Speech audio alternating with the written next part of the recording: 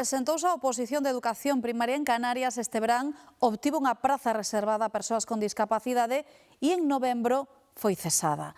A Inspección Médica non a considera apta para o posto. Uxía ten unha distrofia da retina de nacemento que provoca a perda de visión periférica de maneira progresiva. En Galicia non exerceu como docente, pero si fixo as prácticas nun colexio de Miño. O que está moi claro é que en España hai persoas con discapacidade visual, hai persoas cegas totais impartindo docencia, todas elas necesitan algún tipo de adaptación. O día 2 de setembro firmei o meu contrato nun cole. O que lles preocupaba era que igual un neno se lanzase pola ventá e eu non o vira. O cole ten, todas as ventás teñen rexas, entón é imposible que un neno saque nin sequera a cabeza ou un pé por elas. Non ten sentido que ti pretendas incapacitar a unha persoa cando xa ten unha discapacidade que ele xa coñecían.